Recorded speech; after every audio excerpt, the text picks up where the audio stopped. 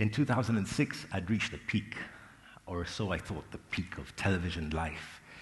The TV news show that I hosted was rated second only to a music show, The Beat, for those of you who remember. And I enjoyed the work. I really loved what I did.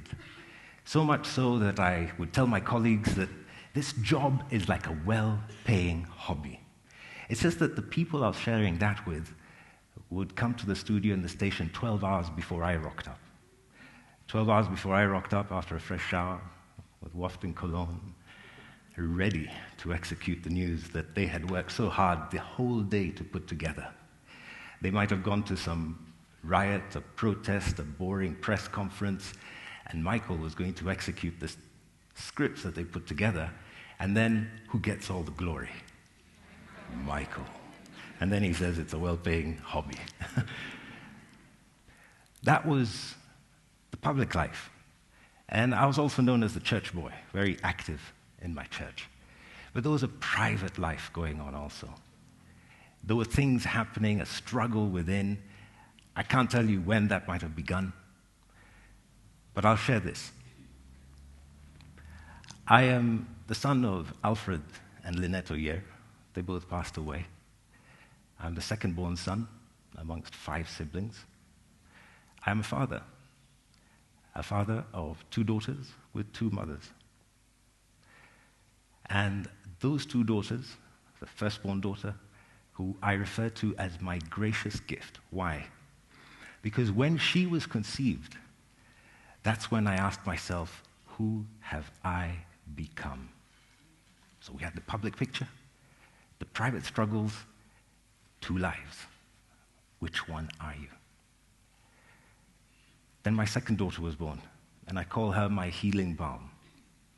Because with her birth, I finally found the opportunity to be validated as a father. You see, I grew up in a context where being a father and the picture that I'd given myself about how I would be a father and what I would do with my children was key, and it was so important. Yet, the circumstances of my children's birth did not allow for the picture that I had in mind. And with that, I found myself sinking because I couldn't fix it. I could not fix it. I could not even hide it. It was out. Michael led this life, but he also led this life. So I continued with the life that I'd now come to realize of sadness, of pain, of being in the house alone, long days, not wanting to do anything, no food. If you called me, I wouldn't pick the phone. I was listful. Did I have energy to do anything? Just only that which was necessary. And one of the most necessary things was being with and meeting my daughters when we agreed with their mothers. The other thing was, pull yourself up and go to work and execute another bulletin and go and MC another job. And those courageous people who came for counseling when their counselor really needed some help too.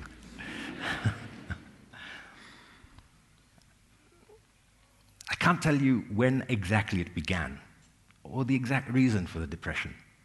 It might have been because of unresolved mourning. I didn't mourn correctly and completely for my mother or my father when they died. It's like yeast. You don't see the dough rising when you have the yeast, but you do know the difference. And that's where I was, in this dark, lonely place. But there were a few things that I was able to do consistently that helped pull me and keep me. There's one thing that I did, BSF. I went for a Bible study consistently. I then also listened to a preacher on radio every day in my dark room. At the right time, I'd put it on and just listen through. And it gave me the sense of hope. Because where I'd reached, I was asking myself whether there is a reason to continue living. But that foundation of hope is what kept me going. And coming back to earth, the hope came because of my daughters. I got to the point where I had to get out and up so that I could give them a father who is healthy in body, mind, and spirit. And that has been the journey. It has not been easy. And thank God for the people who've been around. People who added to the hope by helping me become willing to seek help. These are people like my siblings, my brothers and sister and their families. The people who, after I left KTN in 2012 and continued sinking lower and lower, not working, not wanting to work, propped me up.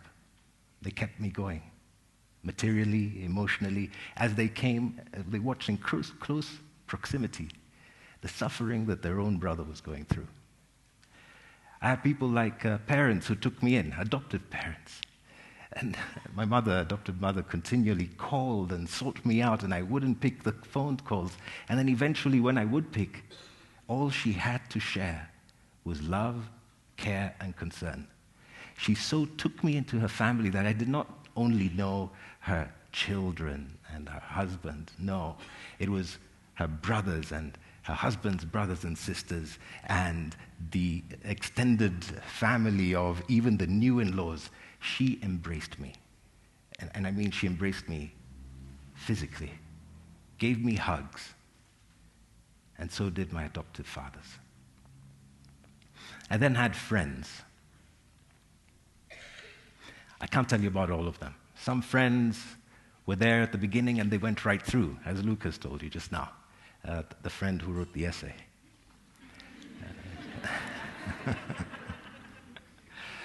Other friends dropped off when I was in my depressive state. And yet, some friends only knew me during my depression that lasted about seven years. And thank God I have some new friends. People who have been able to accept me in these different phases and not see Michael Oyier, but just Michael Oyier, this guy, who also is going through his own challenges. Those friends pulled me up. My daughters gave me hope. God gave me hope. My parents were there also for me. And it's brought me to the point of accepting a view of the world. My prism through which I view the world now is that of how God would view the world. Because of some of the stories that I listened to and I read, that I identified with and ended up with that sense of hope. Stories of Samson knocking down every one of those very good attributes that he had, but eventually still being used well. Stories of David, anointed king, but still an adulterer and a murderer. So therefore, Michael can also become good in one way or the other. And today I stand here because I'm coming out, because of friends, of family, of adoptive parents, of God, and of precious, beautiful children, for whom I have to get up. I have to pull myself together. I cannot stop.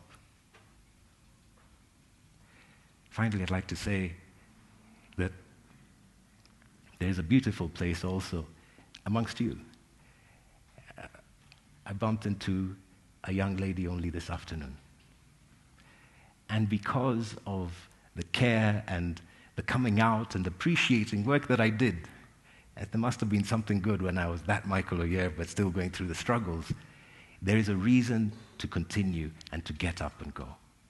So now I practice as a coach, yes, and also a counseling psychologist. Now I wake up in the morning and go to work. It sounds, what are you talking about? But for years, I did not. Now I can sit and actually focus and do some work.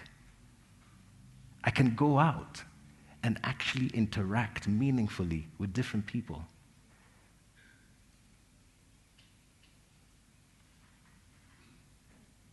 Yes, with God, parents, family, friends, and precious nuclear family, yes, we can. Thank you very much.